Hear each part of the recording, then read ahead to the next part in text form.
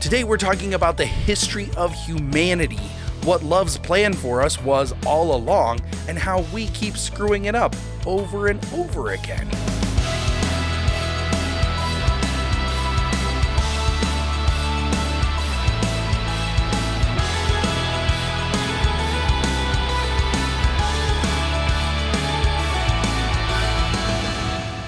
I'm Jared, and thank you so much for joining me today. I want to talk about this story that we have, that we share with God, with love itself. See, God is love, and then he revealed to us his name of I Am, which, just to briefly recap, means that he is a present God, that he is always with us, that he wants to be involved. See, that's the foundation of who he is that love and that presence and that involvement. And it's clear from the whole story that we see, the thread that we see through the entire Bible is I Am simply trying to share his love with us. And yet humans, being so complicated and difficult, we keep screwing that up. So let's look at how God creates the Garden of Eden. There is no death. There is no work. There is purpose. God gave Adam the job of naming the animals and going out into the garden and even eating the fruit. Like, this was a purpose that he had, and he got to walk with I Am in the garden. So let's make sure that this point is clear. God created the perfect world with no death and no working, and he had relationship with us where he would literally come down and walk with humanity on the earth. He visited, he was there, he was I Am, he was present with Adam and Eve. They had one rule. Don't eat from this one specific tree.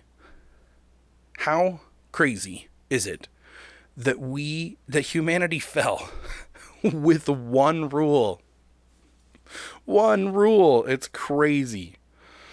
With that, breaking that one rule, we gained the knowledge of good and evil.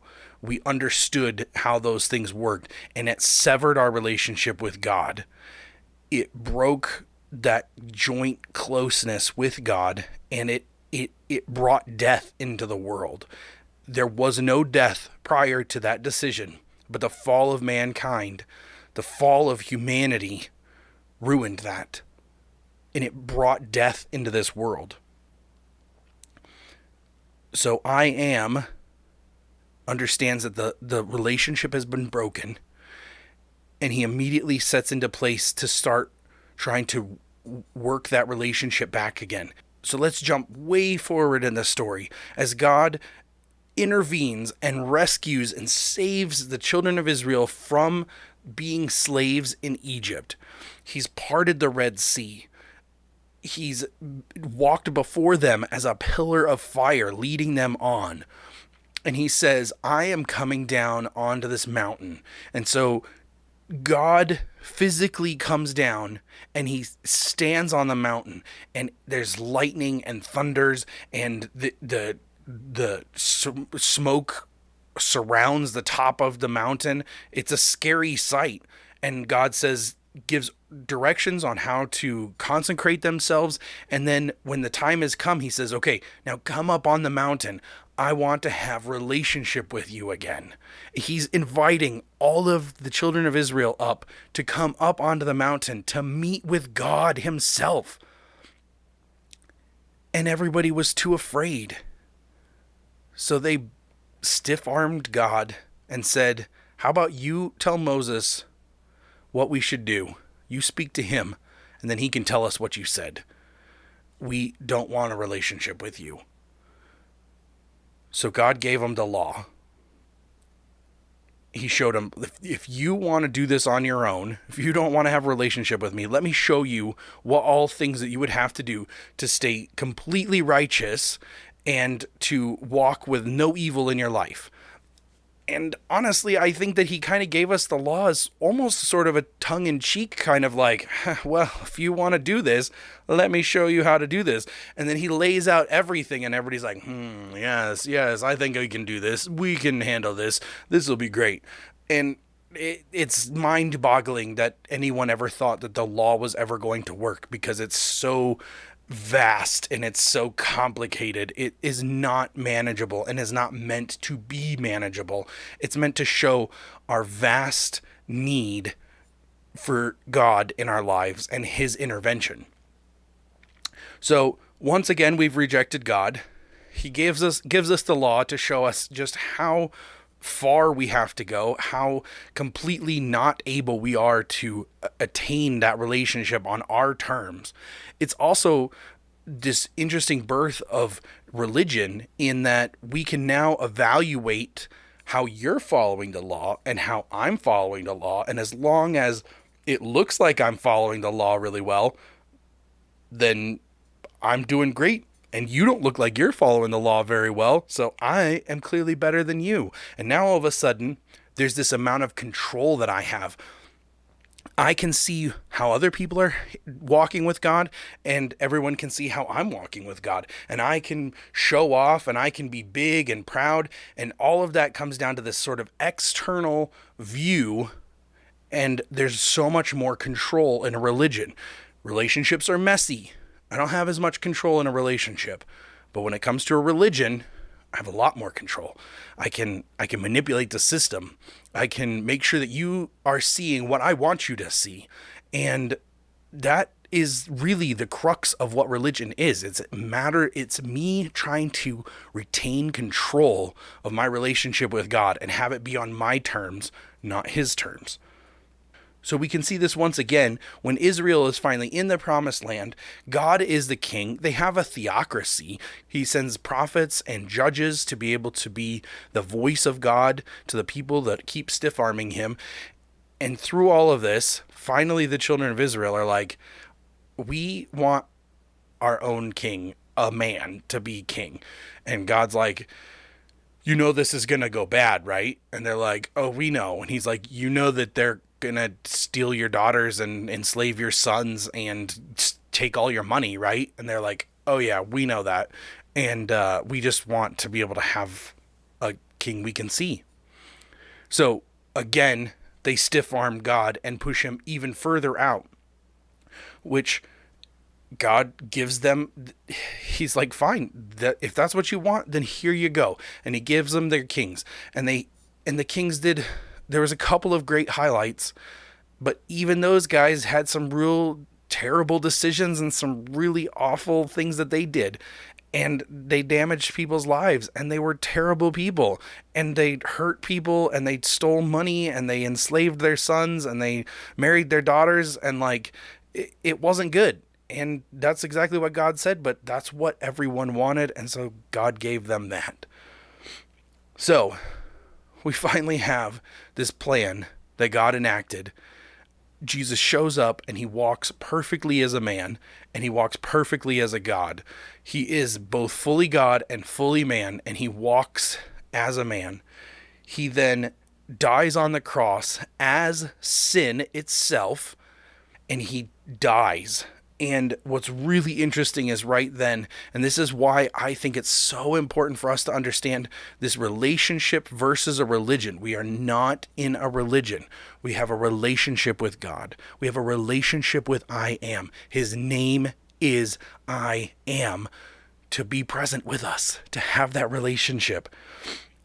In Matthew 27:50-51, it says, and Jesus cried out again with a loud voice and yielded up his spirit. He just died. And behold, the curtain of the temple was torn in two from top to bottom, and the earth shook and the rocks were split. That curtain was between the holy place and the Holy of Holies, which is where God dwelled in the temple. Inside of the temple, it was a place that no man could go except for the high priest once a year. And even then, they tied a rope around his ankle, because if he had any sin in him when he went in there, it was such a holy place that it would kill him. and they would fish him out with the rope tied around his ankle. Like, it's this crazy dense, God dwells in the temple place. And when Jesus died, in that very moment, the curtain was torn. It was split in half. And I just see God saying, this is it. No more. Let's be together. Like, I'm not going to be hidden behind a curtain anymore. I'm not going to be hidden away. I want a relationship with my people. I created you to love you, and I have gone every distance possible to just be with you and to have that relationship. Jesus died to pay that price, to fill in that gap so that God can have that full relationship with us. Because after Jesus left, he says, I have a helper to send to you. And there, once we have that relationship with Jesus and we say, yes, Jesus, I want your life. You've taken my death and I want your life and I want to live for you. In that moment, we get the Holy Spirit that bonds with our spirit.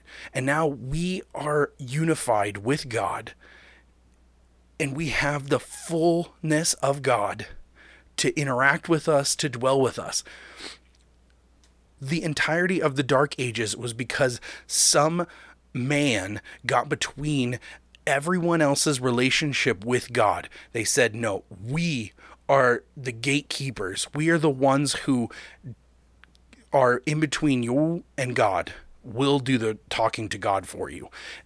And that isn't right. That is not what God wanted ever, ever, ever, ever. This is not the system that I Am would set in place. He wants a relationship with every single person. All of this, the entire Bible, all of this relationship with God is for everyone. Everyone and anyone can have this relationship with God. He sees you and he knows that you are where you are in what you've done and how you've done everything and the things that have been done to you. He knows all of it. And yet he sees you in this moment and he counts you as so valuable. He counts you as invaluable. You could not contain more value to him. You are the prize. You're all he cares about. And the entirety of God's relationship with humans has been to just share his love with us. We're the ones that keep screwing that up, and we're the ones that keep messing that up. So God basically was like, fine, I'll do it myself. And he walked so perfectly and he set up everything that all we have to do is just accept what he's done. And we have that relationship with God again. You can hear him. He's speaking to you. He wants to be with you. He doesn't see your past. He doesn't care about your future. Right here, right now, he looks at you and he says, you are valuable. I love you and I want a relationship with you. I want you to know me because I know you inside and out. I know you perfectly, and I want you to know me and know how much love I have for you and how much love I want to pour into your life. I want you to know that I Am is with you, that I Am is here. This is everything that we were designed for. We were designed for that relationship. And we wonder why no one has hope and everyone feels lost and purposeless and aimless. Is because the whole of our design was to be known and loved and to be able to know and love. That's us. That's humans. So now our mission is to just simply make sure that everyone knows that God wants a relationship with them, that they are loved, that they are seen, that they're valuable. This is a message for you, and this is a message for everyone.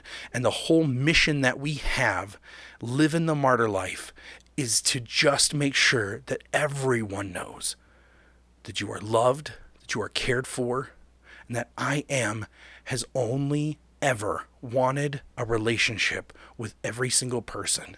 He counts every one of us to be valuable and he wants the best for us. He wants to see us succeed. He wants to see us loved and cared for. The God who is love, the God who is personal, has only ever wanted a deep relationship with people to share his love with us. So that's the story of humanity. That's the whole of all of it, was that God, love itself, wants to share that love with us. And we just need to let him embrace it and accept it and cherish it forever and ever. And make sure that other people know about it too. That is what we're here for. Thank you so much for visiting with me today. I really appreciate you hanging out with me all the time. Never forget, you are never alone, and welcome to the Martyr Life.